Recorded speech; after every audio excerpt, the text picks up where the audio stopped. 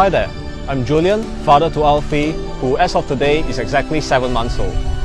I'm currently based in Kuala Lumpur in Pahang, and I'm a digital marketing practitioner. If you're wondering what I'm doing here in the middle of the day at Rompin Beach, I'll get to that towards the end of the video. I've been invited by Joy Malaysia to speak about my experience helping my wife through pregnancy all the way to childbirth. Now, as a parent myself, I understand how challenging it is to even get 15 minutes of quiet time. So I'm not going to waste much time and I'm jumping straight into it. If you want to know more about my story and how I ended up here, I'll make sure to put up a link on the description so that you can check out my personal YouTube channel.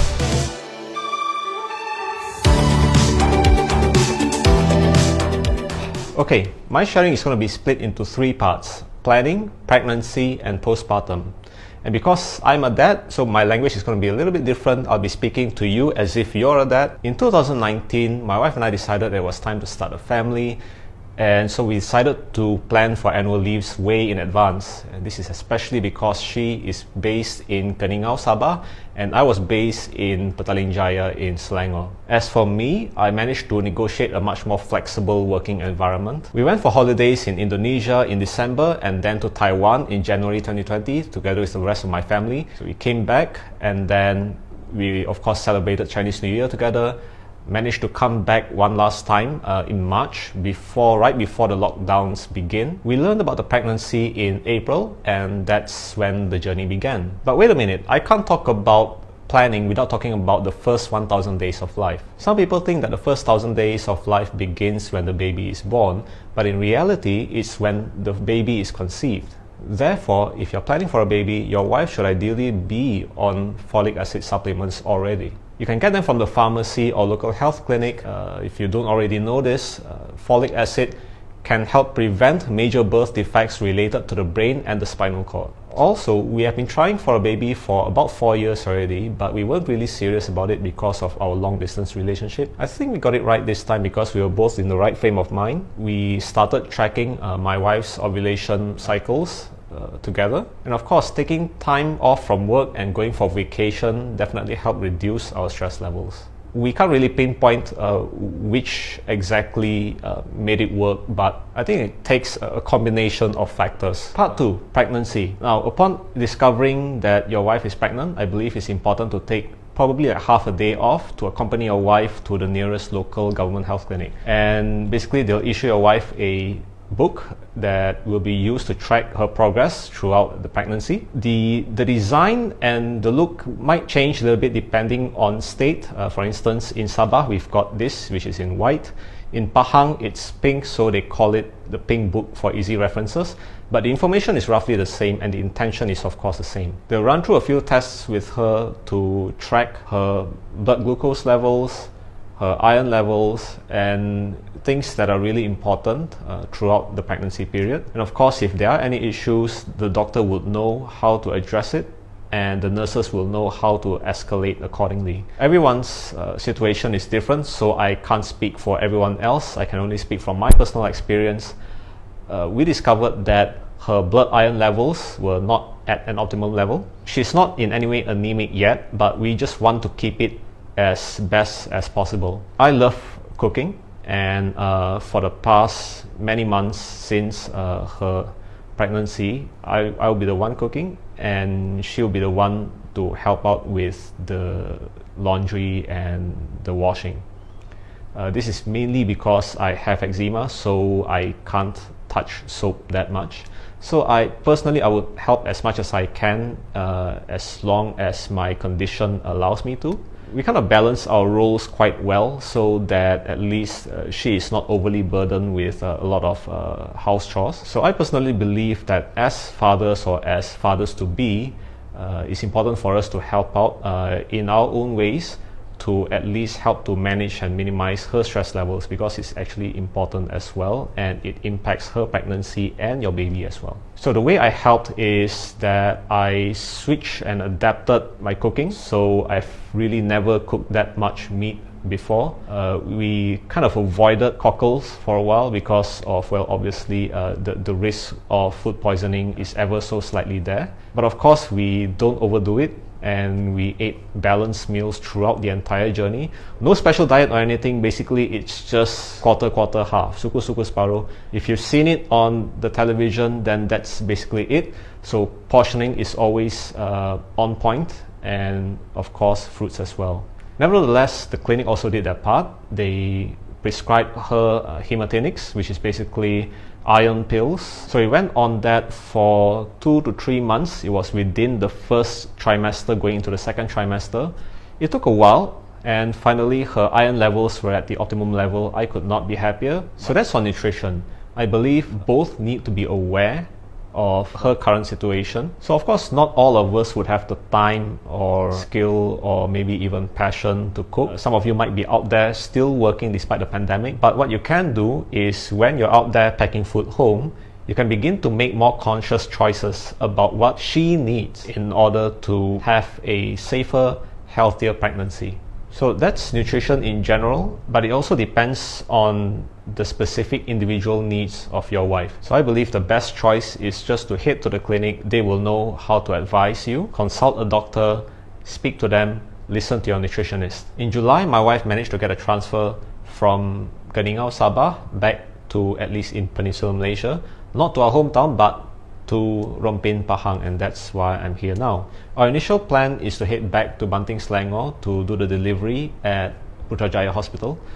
Not exactly that near, but at least it's the nearest hospital that we can get access to a specialist because this is her first child. But unfortunately, that didn't work out really well.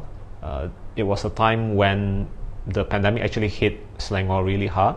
A lot of our friends in Pahang and even in Selangor advised us to do the delivery here in Pahang because there were not many cases here at that time. So we decided, okay, the nearest hospital where we can get access to is actually Pekan Hospital, which is about 45 minutes to 50 minutes drive from here. In Rompin Hospital, we don't have a specialist based here because it is a district hospital. But in Pekan, they do have a specialist there. So one fine morning in December, my wife woke me up and said, well, it's time. So of course we head to the nearest hospital first, which is Rompin Hospital. And I was actually quite keen and ready to go after the ambulance, and I thought it would be quite cool. I had my tires and everything all prepped up.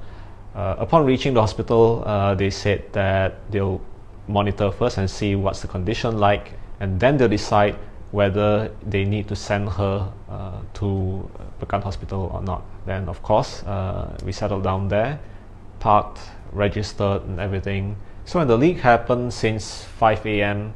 throughout the entire day, they kept her at Rompin Hospital for monitoring. Towards 5 p.m, not much yet, but she was still feeling fine. She could still walk around, and they decided, okay, let's just keep her there to just monitor in case that there's any possible infection or any complications.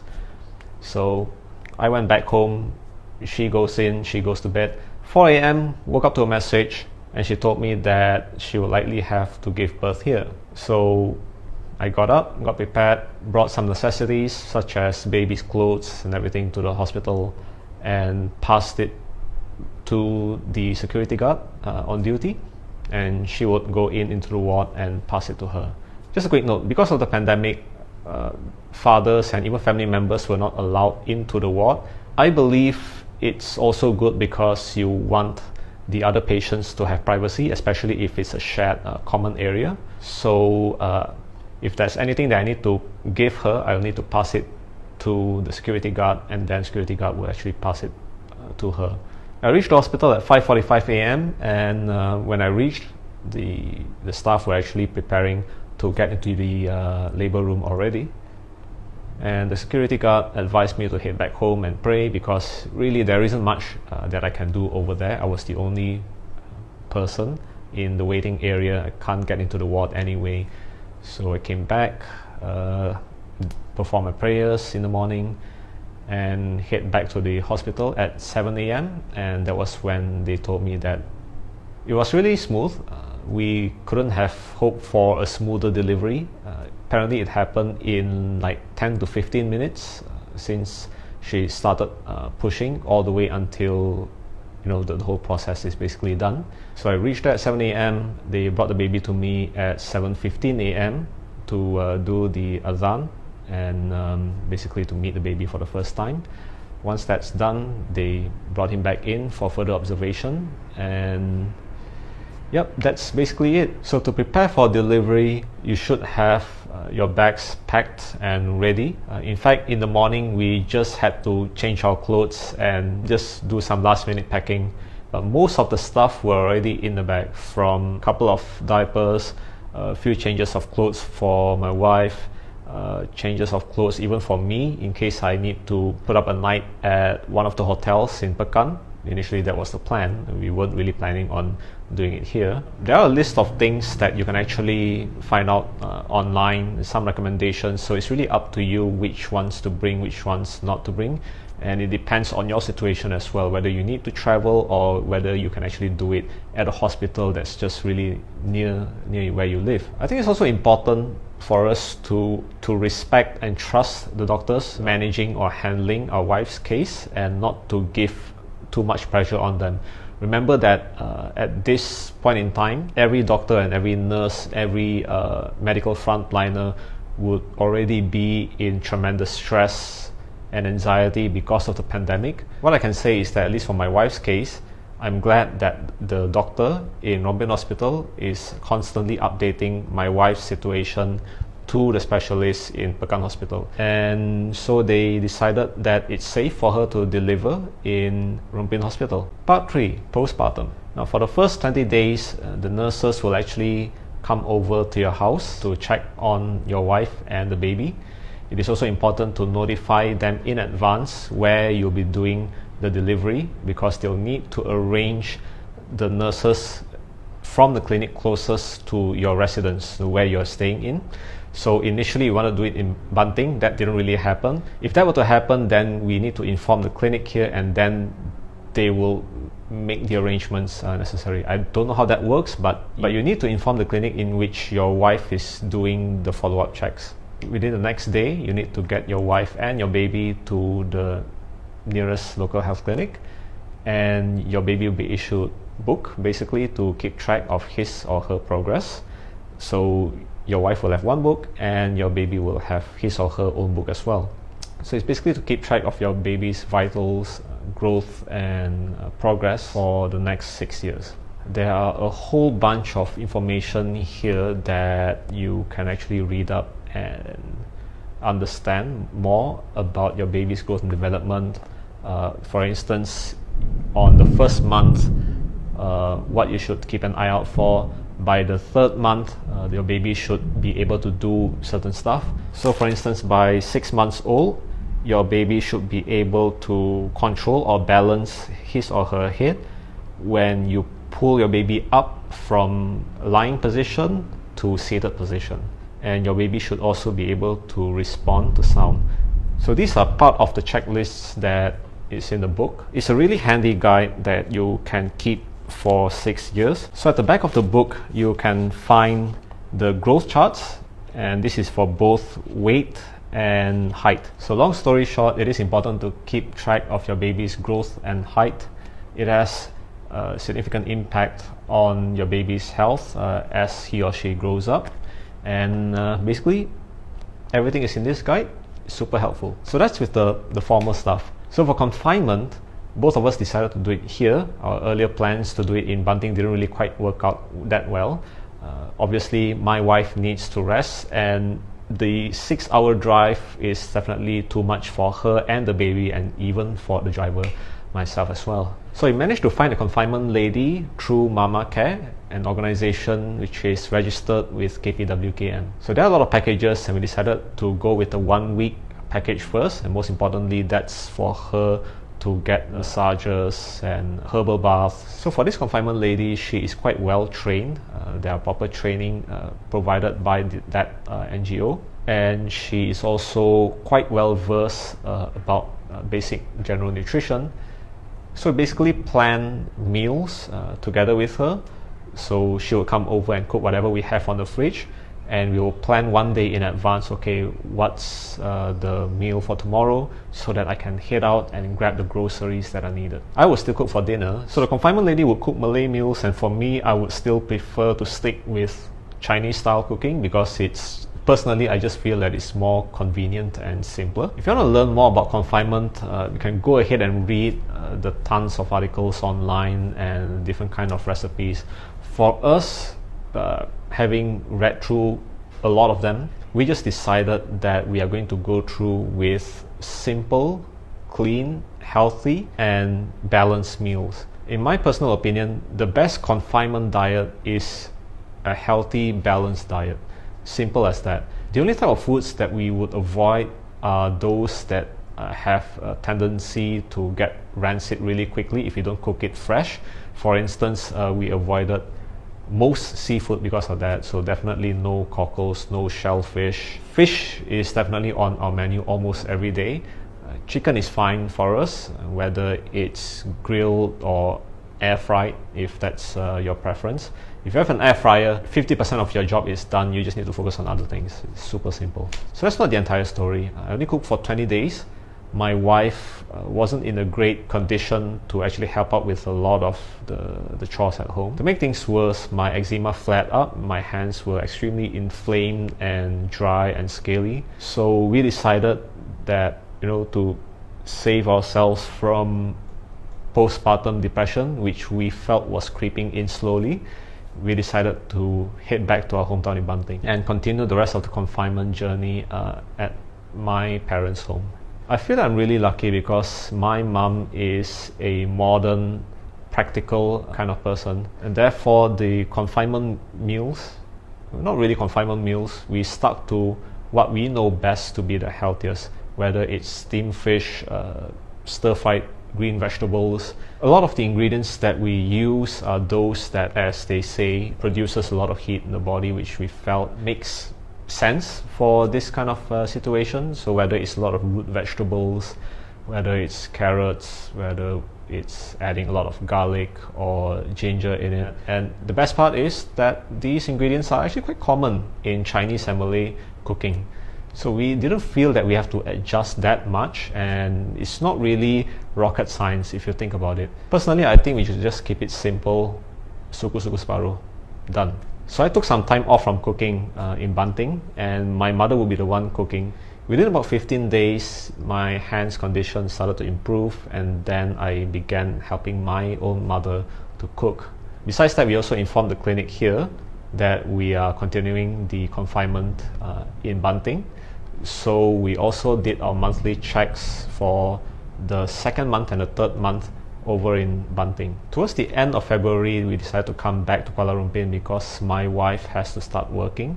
So we came back approximately 2.5 weeks earlier. So that allowed us to self-quarantine at home, with the only person going out to purchase groceries is just me. That, I believe, sums up my entire journey so far. I'm definitely excited to provide Alfie with his first solid meals, from porridge to vegetable purees, a whole lot of other new things to learn. We couldn't have gotten it through without the help and support of a lot of people, from the public health experts and practitioners over at the clinic and the hospital, to my own parents and the confinement lady, and of course the community of parents who are always eager to share their knowledge and their personal experience. I myself have benefited a lot from parenting talks from all over the place, including from Tolly Joy, by the way. And if I haven't mentioned it before, I don't believe that there's ever going to be a time when we can say that we know everything about parenting already. There's always something new on the horizon. There are always going to be new challenges, from mobile phones, IT, from health, all the way to like the current pandemic that we have today. So we always have to adapt and improve. And if you're wondering why I started the video with me being on the beach, is basically to show you that I've been stuck here for the past 3 months or so because of the lockdowns, and I'm still actually working albeit remotely. All I need is a laptop and an internet connection. And basically to tell you how important it is to have a certain level of flexibility given to fathers so that we can help our wives through at least the first week or the first month of parenthood. And I think it's really important to support our wives as they are recovering from childbirth, and of course to constantly be alert on the progress of our baby throughout the first 20 to 30 days and then the few months after that. If you find this video helpful, then please feel free to share this with your friends and to fathers that you know of. Take care and stay safe.